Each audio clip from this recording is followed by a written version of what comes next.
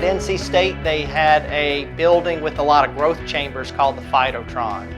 So for me, I just said I'm doing everything in hydroponics. So I Googled the internet and I found a Aquatron, which is something that improves water, but I didn't find anything to do with Hydrotron. So I said it's out there, and before it becomes a superhero like Magnetron or something from a Transformer, I said let's put it on the side of the building, and so we grow plants in water. Aquaponics is a marriage between hydroponics, growing plants without soil in a nutrient solution, and aquaculture, which is growing fish and crustaceans and other aquatic animals in a confined space. The Hydrotron is where we do hydroponics and aquaponics. We do hydroponics where we have fruiting plants that make tomatoes, cucumbers, and peppers and strawberries because they need a stronger salt concentration in the water than fish can survive in.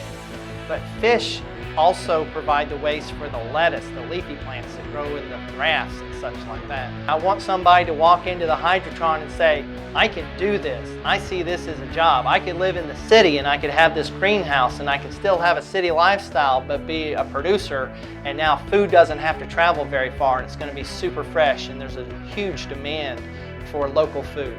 We're going to see the backyard version where we took an IBC tote and cut it in a certain way where we have a gravel media on top. So that's the media-based aquaponic system. And the media becomes the filter. So there's no filter system in it. And all the waste goes up in there. And you put worms in there. And that makes the nutrients more available for the plants. And in that system, I can grow the fruiting plants. I can grow the tomatoes and the cucumbers and all. And it has a much smaller footprint.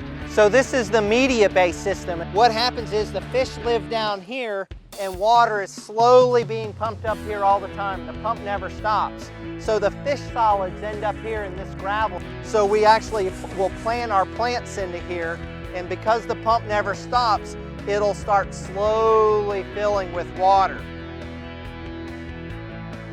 I think we're making it affordable for people who want to be in the backyard situation, but we're also trying to prepare people for industry. Industry is looking for trained employees, and they're going to have something that seems less affordable for the homeowner, but a lot more efficient.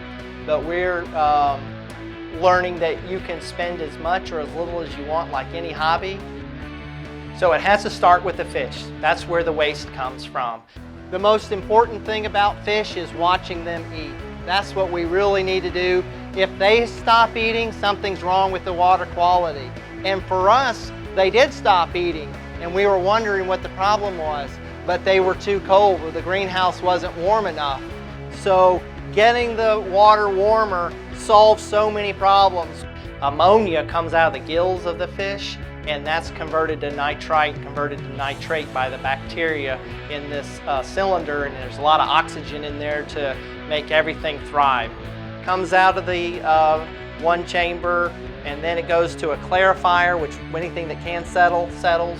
Goes through an anaerobic chamber, which really slows the water down and gives a different type of microorganism to attach to it, and it's going to be oxygen deprived, and that makes the nutrients a little bit more available.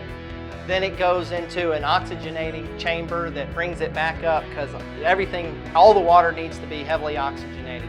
We're not going to be able to bubble it enough to get too much oxygen. Then it goes to the plants. So this is a floating raft on top of a column of water this big. It has a lot of aeration in it as well. We're always aerating the water, and we just transplanted these little cubes of soil. It's a cocoa fiber actually, and the older they are, the more it'll hold together, and we just set them down in the raft. This is an older plant. The idea of aquaponics is about 40 days to mature whatever you want to eat, and these have been in here more than 40 days.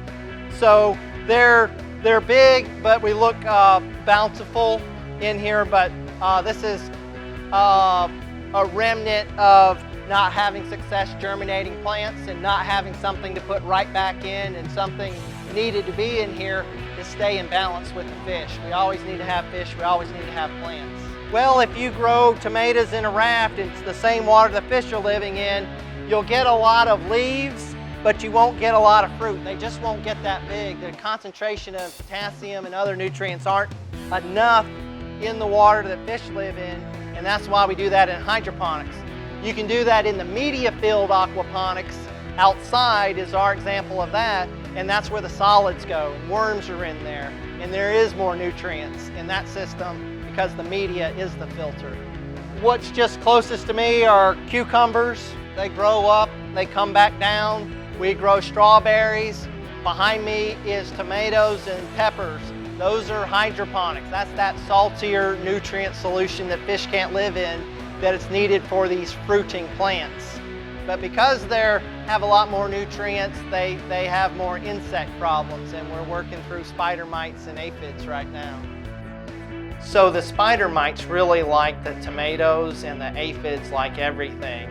So what happened is the spider mites came in with the strawberries that we were planting, and we were busy getting everything else going, and we didn't pay it much attention, and spider mites got kind of out of control. So we were spraying this garlic fire water on them, which doesn't last very long, and it can kind of kill the beneficials.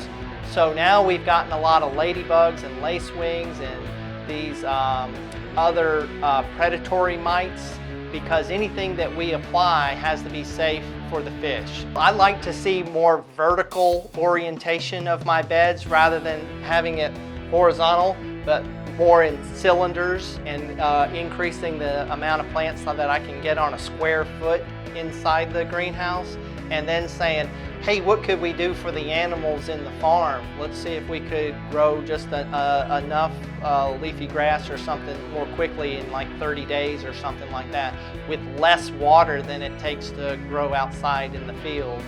And if we just had a bunch of columns and could produce year-round, now there's less chance in a drought that you would have to purchase any hay, because I can grow plants year-round with a lot less water than any plant grown in soil.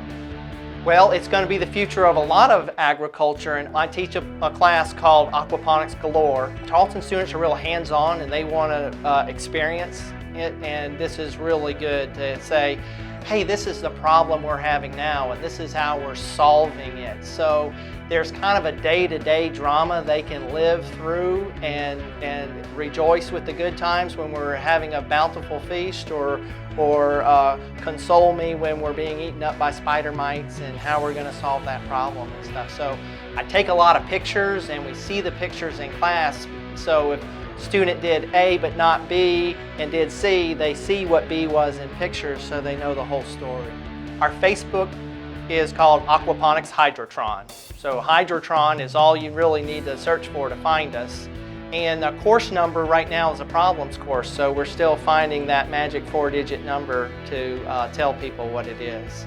And the class has been going for 1 semester, and we started construction of the Hydrotron in October. So it was a turf grass greenhouse, and half of it's been converted into aquaponics and hydroponics.